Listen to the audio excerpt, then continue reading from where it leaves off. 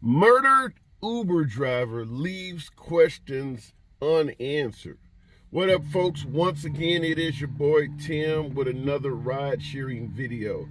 On New Year's, we had an Uber driver that lost her life, and there are a lot of unanswered questions, but I'm going to give it to you from a driver's perspective. I believe the police officers, law enforcement, will do their due diligence to hopefully solve the case. However, there are questions that need to be addressed from the perspective of being an Uber driver. But before we get into that, here's the story. And new information tonight on a murder investigation in Haywood County. Julia Holland, an Uber driver from Candler, was killed on New Year's Day in the Newfound community near Canton. News 13 has learned from the company she was not driving for Uber when she was killed, and the suspects were not customers. News 13's Taylor Thompson talked with the Haywood County Sheriff, now investigating the county's first homicide of 2023. There's a new timeline into the murder investigation of Uber driver Julia Holland. Uber tells us that Holland's last trip ended without incident that night, and she went offline shortly after. It's necessary for Julia Holland's family to know that justice will be served in every way that we can possibly provide it. Bringing me back to the beginning, what can you tell me about the night that this happened? Sure. So initially, I was actually sitting here in the office and received a telephone call with some information that indicated we may have had a death. Haywood County's first murder investigation of 2023. A mother and son charged. Noah Bolden charged with first-degree murder. His mom, Jeannie, accessory after the fact to first-degree murder. Their relationship to the victim still unclear. I can tell you she was an Uber driver, and her car was recovered at the home where we executed the search warrant. What about the relationship between Julia and the suspect? So we're still investigating some of that. We're still waiting for some more information to come in, and we're looking into that, and I'm confident that that information will be presented at trial. We reached out to Uber. They have no record of Noah or Jeannie Bolden using the app on the night Holland was killed. They also say she did not have any trips on that night, aligning with the details released by law enforcement.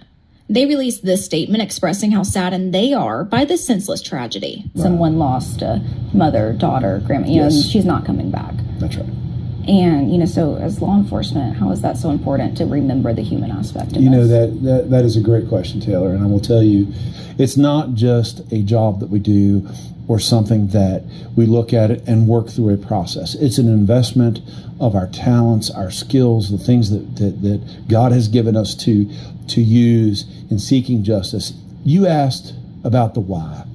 And I'll go a little further and I'll tell you, there really is no why. It's evil. And there's no explanation for evil. And the sheriff has been serving for 59 days as of Wednesday and says he never expected the beginning of his time in office to look like this. In Haywood County, Taylor Thompson, News 13. Very tragic story. And there are questions I want to throw out there from the perspective of a rideshare driver. Now, this sheriff has only been on the job for 59 days. Wow. So this is a hell of a case to be thrown in his lap. Hopefully the man has his wits about him and they can get to the bottom of the why in this case. You see, they have two individuals that they've already caught and pinned the crime on. So you see the pictures of the alleged murderers.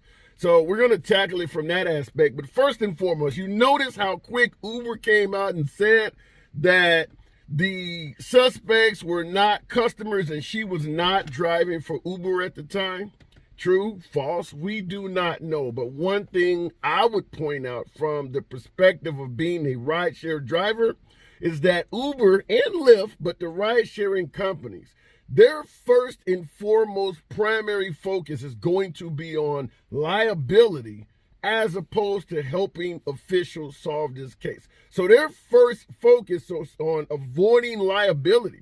I'm only saying that because there is a chance that if Uber can hide the fact that these folks were summoning the ride to avoid liability, I don't believe they can be trusted to be forthcoming with that information. Now, they state that that was not the case. However, I'm just pointing out that I've done videos that actually featured members of law enforcement trying to solve other murders, stating that they're having a difficult time getting any type of information or cooperation from the Uber safety department. So this would not be the first time that they're slow to come forward with information, or in some cases evasive altogether. So I have to throw that out there because law enforcement probably does not have the same mindset as us drivers, certainly not the same experiences. We know as drivers, is there any driver out there driving for Uber that believes if you are to encounter some form of drama on the job, you can depend on Uber or Lyft to help you out in your time of need? I don't care if the help is simply answering the damn phone and giving you someone to talk to. I put video after video after video of people who have been victimized while actually driving around Uber and Lyft patients claiming that they haven't even contacted me. I have not been able to get in touch with them when they told me they were going to do something and they did not follow up on it. So just from that standpoint, being a driver, we know the companies themselves are not very dependable, not forthcoming with information, oftentimes evasive or even elusive when you need to get in contact with them. So I want to pose these questions. These are some of the unanswered questions that I feel that would probably help solve the case. As always, I'm no detective. Some of you veteran drivers out there, what did you think when you heard this story? So the obvious number one question that everyone should want to know is, how did these people get in contact with each other? Meaning the alleged killers and the victim. How did they get in contact with each other if she was not driving for Uber and the killers were not using Uber to request her? All while she is clearly out with the sole purpose of taking trips. Now, the Uber spokespeople are saying that she had logged out of the app, but she's out on New Year's. Now, any of us in ride sharing know that New Year's Day is one of the most profitable days to be out driving to begin with. So the idea that she was out driving a vehicle and logged out of the Uber app is a cause for concern, to ask questions. Number one question, how much had she made already when she logged out? Now, if she's made $1,000 or some shit like that, yeah, she maybe met her earnings goal and she logged out of the app. But if you find out she logged out there only making $50 and she's out on New Year's, that's suspicious. Because this is the day if you drive in ride sharing to make money. So I would definitely want to know that. The detective or the sheriff in this video, that's maybe an aspect that he would probably not think of. Because, like I stated before, Uber cannot be trusted to provide solid information. So the first question I would want to know, if she's driving on New Year's, how much has he already made when she logged out of the app? Next question. When she logged out of the app, how did that happen? Did she complete a trip and then just log out? Was she already on a trip when she logged out? Did she cancel a trip then log out? Did she show up and maybe the customer canceled the trip? All of that could lead to the fact that maybe she actually did get in contact with these folks through Uber and logged out. Maybe they forced her to log out. That does happen. So I would want to know the circumstances surrounding how she logged out, and certainly how much money had she made up to that point when she did log out. Obvious other question, did the killers have a smartphone? And was the Uber app on that phone? Because even though Uber is stating that they are not customers at the time, and listen to the wording of how Uber said it. They said, we have no record of them using the app on the night of the murder. So they didn't say that these killers did not have access to the app or that they were not Uber passengers. The way it is worded is leading you to believe, well, they weren't using it at the time she was killed. And they stated it by saying, we have no record. What if their records were mishandled?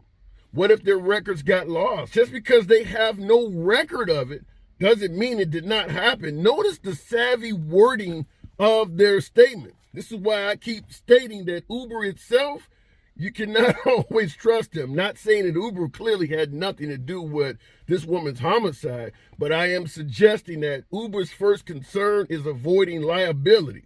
then they'll help you solve the case. But if solving the case puts them in the path of liability, they're not going to help you solve the damn case. And if it turns out that they put killers in this woman's car, they could face some liability. So what they want to do is make it so that the killers had nothing to do with being passengers for Uber. Just want to bring that to you.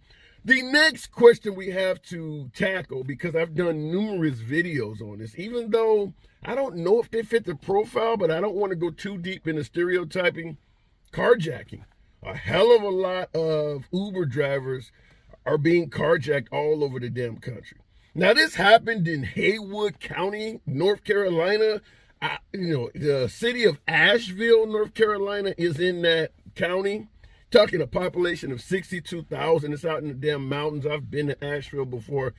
Not exactly, the mean streets of Detroit somewhere, but a carjacking can happen anywhere. These do not look like the typical carjackers, but once again, you never know. So we do have to take into consideration that she may have been carjacked, because a lot of us are having our cars stolen by criminals that want to use our vehicle in the commission of a secondary felony. They need a vehicle, and there's nothing easier than to dial up somebody who's going to bring a vehicle to you, let you in it, where you can simply put up a gun in the back of their head and say, get the hell out. That's probably the easiest method right now to carjack someone, because you don't have to stop them in traffic and risk them driving off or anything. They're actually going to let you in the car. So we make really good carjacking victims. And my last video featured a newscast, 40 rideshare drivers carjacked in Baltimore over the span of like 2 or 3 months. They're literally having one a day out there now. So it's possible she could have been a victim of a carjacking, which would lead to my next question. I talked about this in another video because I believe in terms of defensive driving, this is something you should be concerned with. Uber and Lyft stickers and lights on your vehicle. The reason I'm bringing this up is because even if those alleged killers in this case were not actually Uber passengers, when you put these stickers on your vehicle, you let folks know that you are a rideshare driver. So they may approach you knowing that you are going to be more friendly towards complete strangers and possibly letting someone in your vehicle. Oftentimes, Uber drivers are driving around or even parked somewhere with the doors of their vehicle unlocked. Lock your damn doors. I'd say that anytime, if you're sitting in a vehicle, whether you're on a curb, eating lunch, at a gas station, pumping fuel, when you're in your car sitting, your doors should be locked. No one should ever be able to walk up to your vehicle and just start opening up doors. Even when I show up to trips, until I see some actual movement of humans, my doors are locked. You don't want somebody running up on your shit. So I cannot advise you any stronger. Keep your doors locked. But if you got these Uber stickers and lights, I know some municipalities require you to have these identification markers on your vehicles. If you're in a market where they don't require it, I do not believe in using it. I don't have to use them in my market, and I do not have them on my vehicle. If you have a light and you're not taking passengers, turn off the damn light, because like I just stated, it leads to people potentially walking up to your vehicle because you're a rideshare driver. Remember the old days you could hail a cab? You didn't need to make a phone call or anything. If you seen one driving down the street and nobody was in it, you could just hail it. Well, there are people who treat rideshare drivers like that, even though you're supposed to go through the app. But if let's say you're showing up to a concert, or you're showing up to the clubs at closing time and you got these stickers all over your vehicle and someone wants a ride, they may show up to your vehicle just to cut the line. They know there's surge price, and they know there's a long line to get drivers. And since you're just sitting there with no one in the vehicle, they may just try to jump in and take a ride. Those stickers attract people to your shit.